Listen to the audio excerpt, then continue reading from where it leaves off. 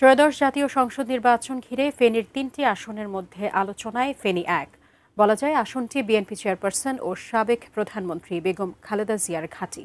তার জন্মস্থান হওয়ায় ধানের শীষের একচ্ছত্র রাজত্ব আসনটিতে।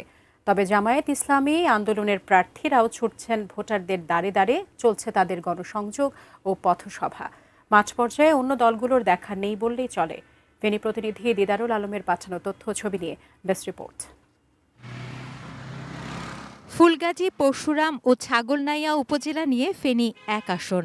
ভারত সীমান্ত ঘেঁষা আসনটি জাতীয় নেতৃত্ব ও দেশের ইতিহাস বিবেচনায় বেশ গুরুত্বপূর্ণ। তফসিল ঘোষণার পরপরই সরব এলাকা। সৎ ব্যক্তি যারা জনতার সেবা করতে পারে, জনগণের পাশে থাকে ২৪ ঘন্টা, আমরা ওই ধরনের একটা সৎ এবং ন্যায়পরায়ণ ব্যক্তি চাই। মানুষের আপদ বিপদে সবাইকে দেখবে, আমরা ফেনী ১ ওইরকম একটা প্রার্থীকে আমরা চাচ্ছি। বিভিন্ন দলের প্রার্থী থাকলেও ধানের শীষ প্রতীক নিয়ে বাড়তি উচ্ছ্বাস আসনটিতে, কারণ প্রার্থী বেগম খালেদা জিয়া। এই আসন থেকে নির্বাচিত হয়েছেন ৩ বার প্রধানমন্ত্রী। বিজলি কেবলসের স্কিন কোটেড ইনসুলেশন আগুন প্রতিরোধী। বিজলি কেবলস, নিরাপদ আজীবন। দুবার বিরোধী দলীয় নেতা ছিলেন সংসদে। তিনি চিকিৎসাধীন থাকায় তার পক্ষে মাঠে কাজ করছেন নেতাকর্মীরা। এই আসন আমাদের দেশনেত্রী বেগম খালেদা জিয়ার আসন। এই আসন বিএনপির ঘাঁটি।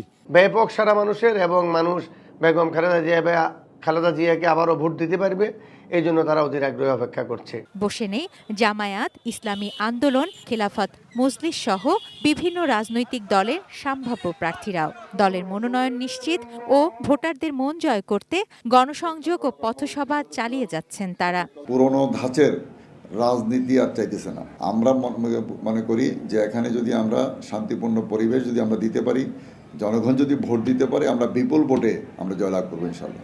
ভালো রেসপন্স পেতেছি, জনগণ আমাকে আশ্বাস দিচ্ছে। আমরা মানুষের কাছে যখন যাচ্ছি, মানুষ আমাদেরকে যথেষ্ট পরিমাণে সাড়া দিচ্ছেন। তরুণরা যেন রাজনীতিতে এগিয়ে আসে, কোনোভাবেই যেন তরুণদের যেন মাইনাস করা না যায়, সেই আকাঙ্ক্ষার পরিপ্রেক্ষিতেই আমরা মনোনয়ন প্রত্যাশা করছি। বলা যায় বেগম খালেদা জিয়ার জন্যই বাড়তি গুরুত্ব ফেনী ১ আসনের। তুনাজ দিনা তনু, ডেস্ক রিপোর্ট, এটিএন নিউজ।